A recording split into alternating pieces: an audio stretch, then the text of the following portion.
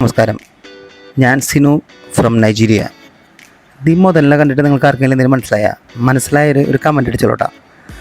ഇത് നമ്മുടെ നാട്ടിൽ മാത്രമല്ല, ഇവിടെ ഈ സാധനം അവൈലബിൾ ആണ്. ഈ അടുത്ത ഞാനിത് അറിഞ്ഞത്. ഇത് വാങ്ങിക്കാൻ വേണ്ടി ഞാനൊരു മാർക്കറ്റിൽ പോയി.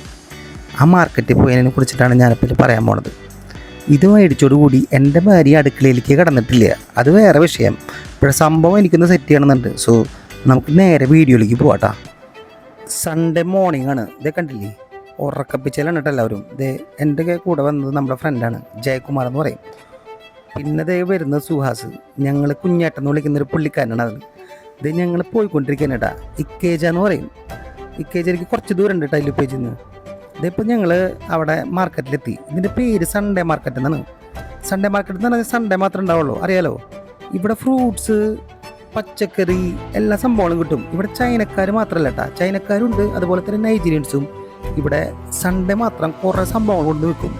ഇപ്പം ഇതിൽ നോക്കുകയാണെന്നുണ്ടെങ്കിലേ നമുക്ക് ഫ്രഷ് ആയിട്ടുള്ള ഫ്രൂട്ട്സ്, അടിപൊളി ഫ്രൂട്ട്സ് കിട്ടും. അപ്പോൾ ഫ്രൂട്ട്സ് കാവത്തറിയില്ല, നമ്മുടെ നാട്ടിൽ യാമെന്ന് പറയുന്ന സംഭവം ചെറുതല്ല നമ്മുടെ അവിടെ. ഇവിടെ നല്ല സൈസിൽ, ആഫ്രിക്കൻ സൈസിൽ സംഭവം കിട്ടും.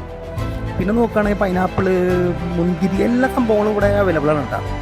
മാക്സിമം സൺഡേ പോയി കഴിഞ്ഞാൽ അത്യാവശ്യം നല്ല രീതിയിലുള്ള ഫുഡിൻ്റെ കാര്യങ്ങൾ നമുക്ക് മേടിച്ചു കൊണ്ടുവരാൻ പറ്റും. ഇതിപ്പോൾ ഇവിടെ കണ്ടില്ലേ കോഴികൾ പല ടൈപ്പ് കോഴികൾ, അഗ്രിക്കോഴി, നോർമൽ കോഴി എല്ലാം ഉണ്ട്. പിന്നെ അവരുടേതായിട്ടുള്ള സ്പൈസസും കാര്യങ്ങളും എല്ലാം അവൈലബിൾ ആണ്. ഞാൻ ആ പുള്ളിക്കാരൻ്റെ ബാക്കിൽ കൂടെ പോയിക്കൊണ്ടിരിക്കുക. നമ്മൾക്ക് ഈ സ്ഥലം വലിയ പരിചയമില്ല. അപ്പോൾ ഇവിടെ നമ്മൾ ആദ്യം പോകുന്നത് നമ്മൾ ഫിഷിൻ്റെ സൈഡിലേക്കാണ്. ഇവിടുത്തെ ഫിഷൊക്കെ നമ്മൾ ബോട്ടിൽ നിന്ന് പിടിച്ചിട്ട് ഇവിടെ ഇങ്ങോട്ട് കൊണ്ടുവരുന്നതാണ്. കൊണ്ടുവന്നിട്ട് അതിൻ്റെ പിറ്റത്തെ ദിവസമാണ് ഇവരിത് സെല്ല് ചെയ്യണത്. പല ടൈപ്പ് ഫിഷുകളുണ്ട്. ഇപ്പം നമ്മൾ ആരല്, പിന്നെ അതുപോലെ പല ടൈപ്പ്, എനിക്ക് പേര് കറക്റ്റ് അറിയുന്നില്ല എല്ലാ ഇതിൻ്റെയും.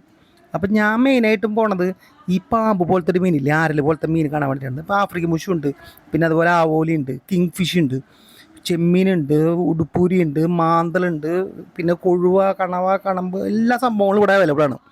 പക്ഷേ പ്രൈസും അത്യാവശ്യം ഉണ്ട്. പക്ഷേ എന്നാലും നാട്ടിലേക്കാളും കുറവാണെന്നാണ് എനിക്ക് തോന്നുന്നത് കേട്ടോ. ഇപ്പം അതിൽ നോക്കുകയാണെന്നുണ്ടെങ്കിൽ അതിൽ ആ പാമ്പിൻ്റെ പോലത്തെ ഒരു മീൻ കണ്ട, അതിൻ്റെ വലിയ സൈസ്, ആ സൈസ് സാധനമാണ് ഞാൻ മേടിച്ചിട്ട് നിങ്ങൾക്ക് ആദ്യം നീ കണ്ടത് കേട്ടോ.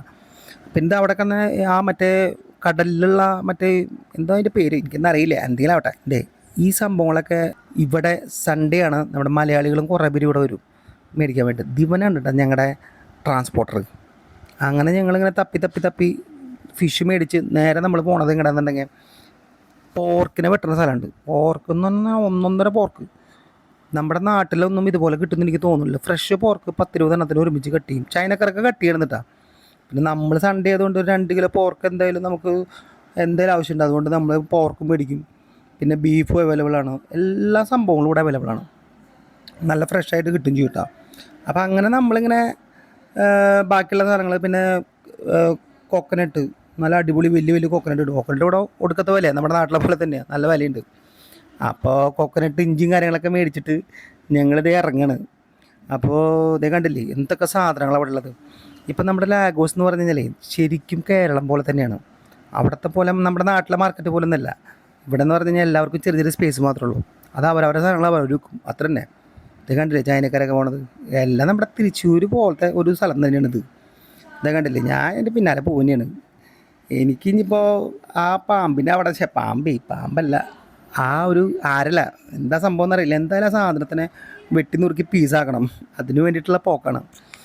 അപ്പോൾ അങ്ങനെ ഞങ്ങൾ ആ മാർക്കറ്റിൽ നിന്ന് സാധനങ്ങളൊക്കെ മേടിച്ചിട്ട് ഇറങ്ങുകയാണ്. കാരണം 9:30-10 മണിക്ക് നമുക്ക് അവിടെ ഒരു മലയാള കുർബാനയുണ്ട്. ആ കുർബാനയിൽ എന്തായാലും പങ്കെടുക്കണം. അപ്പോൾ അതുകൊണ്ട് നമ്മളവിടെ ലേറ്റായി. അപ്പോൾ നമ്മളിങ്ങനെ പോയിക്കൊണ്ടിരിക്കുകയാണ് കേട്ടോ. ഇനിയിപ്പോൾ ഇതിനെ വെട്ടി പീസാക്കുന്നത് അടുത്ത വീഡിയോയിൽ നിങ്ങൾക്ക് കാണാൻ പറ്റും.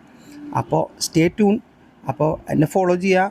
നിങ്ങൾക്ക് നൈജീരിയയിലെ സ്പെഷ്യലായിട്ടുള്ള എല്ലാ ഡീറ്റെയിൽസും നിങ്ങൾക്ക് എന്നിലൂടെ കിട്ടുന്നതാണ് കേട്ടോ.